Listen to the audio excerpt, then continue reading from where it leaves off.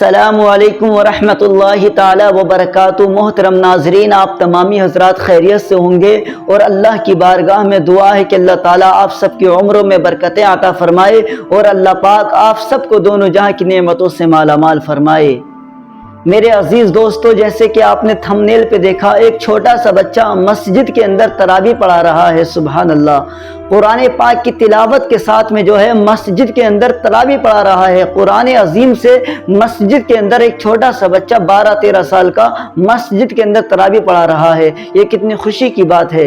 इस वीडियो को मैंने देखा तो मेरे जहन में आया कि मैं आप तक इस वीडियो को शेयर करूं, आप तक जो है इस वीडियो को पहुंचाऊं।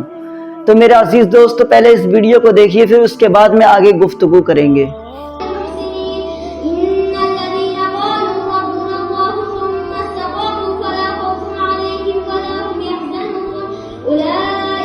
सुभान अल्लाह, माशाअल्लाह।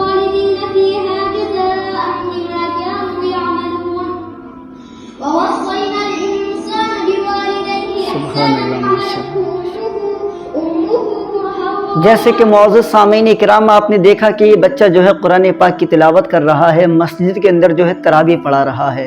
ये कितनी खुशी की बात है कि छोटा सा बच्चा जो है अपने सीने के अंदर पूरे 30 पारे उतार चुका है, यानी पूरे 30 पारे अपने सीने के अंदर बसा चुका है और बसाने के बाद में मस्जिद में आज जो है वो तरावी पढ़ा रहा है। ये कितनी फ़ख्र की बात है इस बच्चे के माँ बाप के लिए कि इस बच्चे के माँ बाप ने अपने बच्चे को जो है दीन को सिखाया, यानी इसको हाफिज़ कुरान बनाया। तो मेरे अजीज़ दोस्तों, हम सब मुसलमानों को भी चाहिए कि हम भी अपने बच्चों को दीन सिखाएं और हम भी अपने बच्चों को आलिम दीन हाफिज़ कुरान बनाएं। लेकिन आज हमारे पास में कहाँ टाइम है कि अपने बच्चों को दीन सिखाएं। आज हम लोग जो है खुद ही दीन नहीं सीख रहे हैं तो अपने बच्चों को कहाँ से दीन सिखाएंगे। आज हमारे नौजवानों की ज़िंदगी का मुताला करें, हम अपनी नौजवानों की ज़िंदगियों का उनकी ज़िंदगी उठा करके देखें तो आज हमारे नौजवानों की उम्रें 30 साल 35 साल की हो चुकी हैं, लेकिन आज हमारे नौजवानों को नमाज़ पढ़ने का तरीक़ा याद नहीं है। हमारे बुज़ुर्गों की ज़िंदगी देखें, हमारे बुज़ुर्गों की ज़िंदगी 70 साल 80 साल की हो चुकी है, लेकिन आज उनको भी नमाज़ पढ़ने का तरीक़ा नहीं है। आज उन्हें गुस्ल करने का तरीक़ा नहीं आता, आज हमें वुज़ू करने का तरीक़ा नहीं आता, तो कहाँ से हम दीन सीखेंगे। दीन को सीखना हर मुसलमान के लिए ज़रूरी है कि वो कुरान पाक को भी बेहतर तरीके से पढ़े। आज कुरान पाक है हमारे घरों के अंदर, हमने अक्सर देखा कि कुरान पाक जो है वो पढ़ने के लिए है, लेकिन कुरान पाक जो है हमने आज अपने ताकों के अंदर सजा के रख दिया है। कुरान पाक जो है अलमारी के अंदर सजाने के लिए नहीं है, बल्कि कुरान पाक जो है वो पढ़ने के लिए है। तो कुरान पाक को जो है हमें पढ़ना है, हमें यानी अलमारी में सजाना नहीं है। मेरे अजीज़ दोस्तों, कुरान पाक किस लिए नाजिल हुआ है? कुरान पाक बंदों की हिदायत के लिए अल्लाह रब्बुल इज़्ज़त ने इस कुरान को नाजिल फरमाया है। तो हमें जो है वो दीन को सीखना है। मेरे अजीज़ दोस्तों, ये कितना छोटा सा बच्चा है और ये कुरान पाक की तिलावत जो है मस्जिद के अंदर कर रहा है, तरावी पढ़ा रहा है। आज हमारे नौजवान बहाने बनाते हैं, तरह तरह के बहाने बनाते हैं, लेकिन मेरे अजीज़ दोस्तों नमाज को याद नहीं करते हैं। नमाज को अगर हम मेहनत से याद करेंगे तो 8 दिन के अंदर जो है हमारी नमाज बेहतर तरीके से याद हो जाएगी, अगर हम याद करने की कोशिश करेंगे। अगर हम नमाज को याद नहीं करेंगे तो कहाँ से हमारी नमाज याद होगी। तो मेरे अजीज़ दोस्तों, नमाज जो है हर मुसलमान को याद करना चाहिए। गुस्ल में कितने फ़राइज़ हैं आज हमें मालूम नहीं है। आज हमारे नौजवानों को मालूम नहीं होगा कि गुस्ल में कितने फ़राइज़ हैं।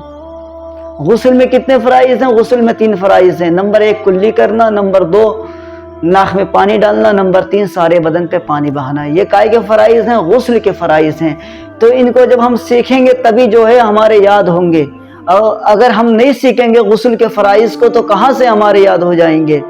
तो हमें जो है याद करना जो है हमारे लिए बहुत ज़रूरी है। हमें चाहिए कि हम जो है दीन को सीखें और उसको समझें। तो मेरे अजीज़ दोस्तों, इस बच्चे की कम उम्र है और कम उम्र में जो है ये बच्चा जो है आज मस्जिद के अंदर तरावी पढ़ा रहा है।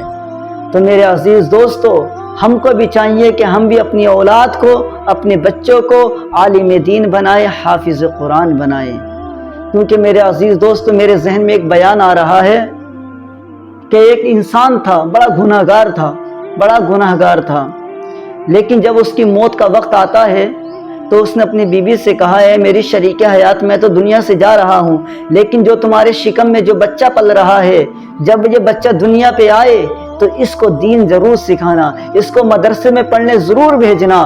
تو اس کی بیوی نے کہا ٹھیک ہے۔ اب اس کا انتقال ہو جاتا ہے، کچھ دنوں کی اس کا انتقال ہو جاتا ہے۔ اس کے گھر کے اندر ایک چھوٹا سا بیٹا یعنی تشریف لے کر کے آتا ہے، اس کے گھر میں جو ہے ایک بچہ تشریف لے کر کے آتا ہے۔ اب یہ بچہ جب بڑا ہوتا ہے، 3 سال کا ہوتا ہے، تو اس کی بیوی کو یاد آتا ہے کہ میرے شوہر نے مرتے وقت مجھ سے کہا تھا کہ میرے بچے کو جو ہے تمہیں دین سکھانا ہے۔ اب اس کی بیوی نے اس بچے کو لیا اور لینے کے بعد میں قاری صاحب کے پاس میں پہنچتی ہے۔ پہنچنے کے بعد میں اس عورت نے کہا کہ حضرت میرے بچے کو جو ہے آپ دین سکھائیے۔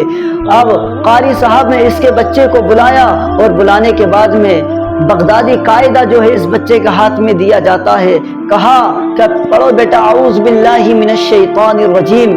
اب اس کا باپ جو تھا بہت بڑا گناہگار تھا، اس کو قبر میں عذاب ہو رہا تھا۔ اب استاد جو ہیں قاری صاحب جو ہیں اس کے بچے کو 3 سال کا ہے، ہاتھ میں بغدادی قاعدہ ہے اور قاری صاحب پڑھا رہے ہیں پڑھو بیٹا اعوذ باللہ من الشیطان الرجیم۔ اب یہ بچہ پڑھتا ہے اعوذ باللہ من الشیطان الرجیم۔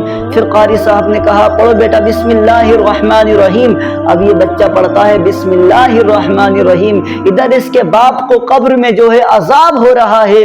میرے عزیز دوستو، اللہ کی رحمت کو جوش آیا، اللہ نے فرشتوں سے کہا اے فرشتوں اس بندے کے اوپر سے عذاب کو ہٹا لو، کیونکہ جس کا بیٹا دنیا میں رہ کر کے مجھے رحمان الرحیم کہہ کر کے پکار رہا ہے، اور میری غیرت کو یہ گوارا نہیں کہ میں اس کے باپ کو قبر میں عذاب دوں۔ جس کا بیٹا مجھے دنیا میں رحمان الرحیم کہہ کے پکارے اور میں اس کے باپ کو قبر میں عذاب دوں، اس کی قبر سے عذاب کو یعنی عذاب کو اس کی قبر سے ہٹا دیا جائے۔ اللہ اکبر۔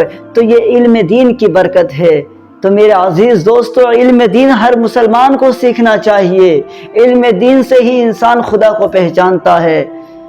تو اللہ کی بارگاہ میں دعا ہے کہ اللہ تعالی ہم سب کو علم دین حاصل کرنے کی توفیق عطا فرمائے، اور ہم سب کو بزرگان دین کے نقش قدم پر چلنے کی توفیق عطا فرمائے، اور اللہ پاک ہم سب کو پیارے آقا کی پیاری پیاری سنتوں پر عمل کرنے کی توفیق عطا فرمائے۔